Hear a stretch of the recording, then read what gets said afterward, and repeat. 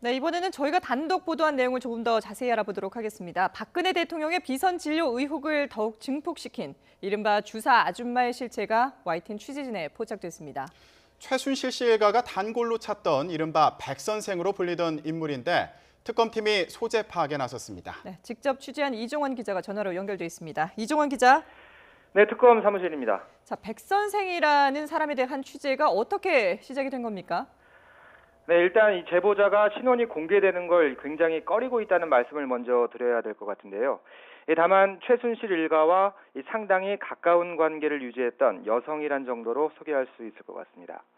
함께 찍은 사진도 제가 직접 봤는데 최 씨 일가와 여행을 함께 다닐 정도로 꽤 두터운 친분을 유지했던 인물입니다. 어제 주사 아줌마가 청와대의 보안 손님이었다는 보도가 있었죠. 최 씨 주변을 취재하다가 A 씨의 입에서 주사 아줌마에 대한 실체를 들을 수 있었습니다. 무엇보다 본인도 함께 주사를 맞았다고 실토했고 주사 아줌마 여러 명이 최 씨 일가 집을 들락거렸지만 유독 백 선생은 고정이었다고 증언했습니다. 네, 그렇게 최 씨와 가까운 사이였다면 주사 아줌마의 존재뿐만 아니라 여러 가지 다른 얘기가 또 들렸을 것 같은데요. 또 어떤 얘기들이 있었죠? 네, 솔직히 기자로서 욕심이 나는 발언들도 꽤 있었습니다. 최순실 씨가 누구를 만나는 것도 봤다.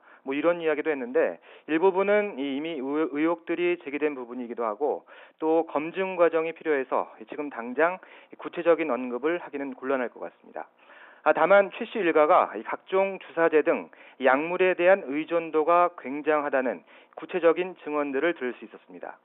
일가 중 한 명이 이 프로포폴이 몸에 받지 않아 졸피뎀 성분의 약품을 찾은 것으로 안다는 이야기도 들었습니다.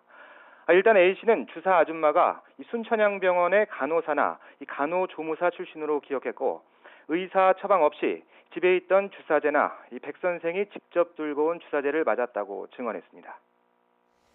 네, 최순실 씨 집에 근무했던 도우미들의 증언에 따르면은 최순실 씨 집에 각종 주사제들이 많이 있었다라는 얘기도 나왔었는데 이런 약들은 어떻게 구할 수 있었나요? 네, 일단 서울 강남에 있는 Y 의원이 새롭게 등장했습니다. 역시 A 씨의 증언인데요. 이 원장은 자주 바뀌는데 유독 바뀌지 않고 오래 근무했던 간호사 B 씨를 지목했습니다. 이 빨간 약으로 불리는 주사제, 또 앞서 말씀드린 이 졸피뎀 성분이 들어간 스틸록스가 B 씨를 통해 최 씨 일가에 제공됐다는 건데요. 구체적인 금품 거래, 대가를 지급했는지 등에 대해선 알지 못한다고 말했습니다. 이 항정신성 의약품인 스틸록스는 이 방송인 에이미 씨가 불법 복용해서 처벌을 받은 약품인데요. 얼마 전 이 청와대 의약품 구입 목록에서도 다량이 발견되기도 했습니다.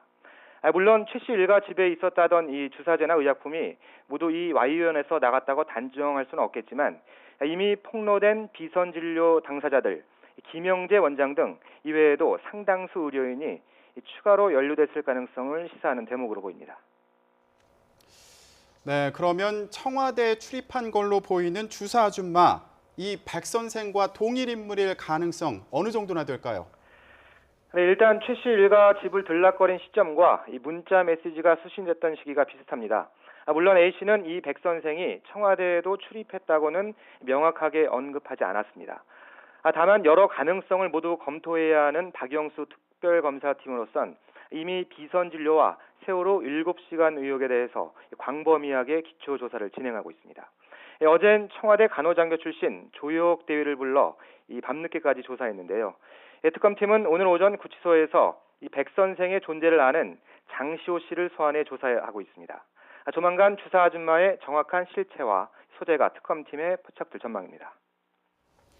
백 선생이 청와대까지 출입을 했다라면 이 세월호 7시간 수사의 또 다른 단서가 될 수도 있을 것 같은데요.